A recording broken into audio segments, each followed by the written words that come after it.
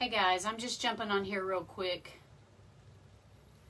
I am Jamie Shahan of Teal Lollipops Wreaths, and I make beautifully handcrafted wreaths for the holidays and for all the seasons. And I'm just going to jump on here real quick to show you how I finish off a wreath. So give me a few seconds. There we go. Let me turn this volume down. Alright, so no big deal today. I'm just going to show you how I finish off the back of my wreaths. This is a Christmas wreath that I just got through gluing in all of the adornments, the little red bird, all of the accessories, the bells, all the bells and whistles. So all I'm doing in this really short live is to show you how I finish this off. Not everybody finishes off the back of their wreaths. Oh, I forgot to glue that in. I'll have to glue that in too. Not everybody finishes off the back of their wreaths. Some people can get really pretty backs, and then some people have a lot of workings showing. So here's the back of my wreath. I don't want these ties showing. I suppose if I had done this in black, they wouldn't show so much, but you would still see some of the stems that I've glued in. So all I'm doing is I'm going to show you how I finish this off. And so what I do is I just take a simple placemat that you buy anywhere, Hobby Lobby, at home, Walmart. You get them for about $2 a placemat, and you zip tie this to the back of your wreath. So I'm doing this really short tutorial so I can show you guys how to do that. So choose a placemat that coordinates with your wreath, and then get you some zip ties. In this case, the black coordinates with my wreath. And then I, at a minimum, will use 8 zip ties. And so what I'm doing now is I'm putting a zip tie in all the 4 corners. And then what I will do, so I've got one in all the 4 corners here, see? And then what I will do is I will come and put one in between each of these 4 points. Now what I'm doing too is I'm choosing, you can see the way this is woven, you have these little lines. So I'm choosing about the second line to put my zip tie through there. Now like I said, not everybody does this. I just don't have really pretty backs of my wreaths.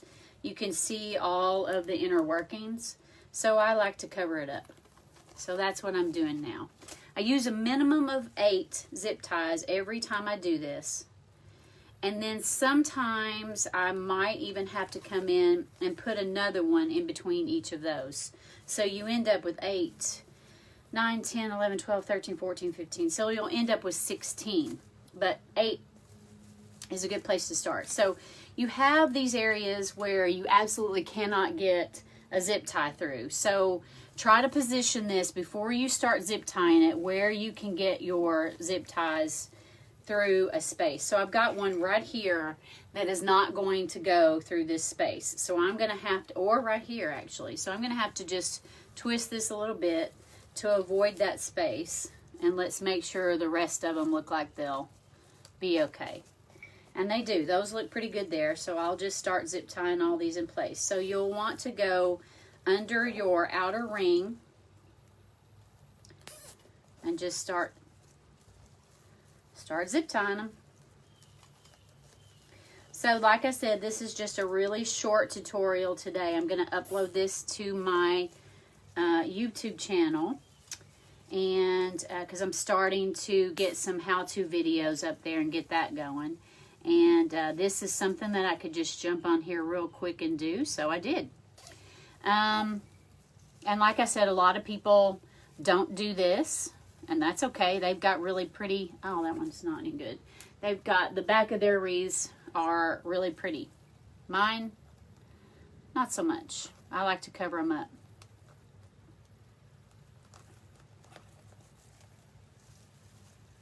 So my name is Jamie Shahan, owner of Teal Lollipops Wreaths, like I said at the beginning, just in case you forgot that. And you can catch my shop, Teal Lollipops, on Etsy. And then, of course, this is my Facebook page.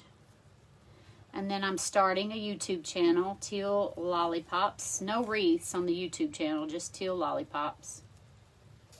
Alright, we're almost done here, guys. Oh, thank you, Louise. You guys, thank you for joining in. This is just a really quick... Connie, you use glue sometimes, so I don't glue my placemat, but I have had to come back here and put glue on top of the pipe cleaners if I couldn't get them to flip under, and then they have sometimes a sharp edge, which is going to mess up somebody's door. So I do come back with a dab of glue, hot glue sometimes, and glue that little sharp edge. So now what I do is I go to opposite corners and I start tightening it down. Some wreaths are so large that you don't get good coverage, or your placemat rather doesn't reach all the way across. And so you don't want to tighten it completely on one side and then have a 1-inch gap on the other. So sometimes you may end up with, you know, a little bit of gap on each side. Boy, that one's a rough one there. So I just do opposite corners and tighten them out evenly.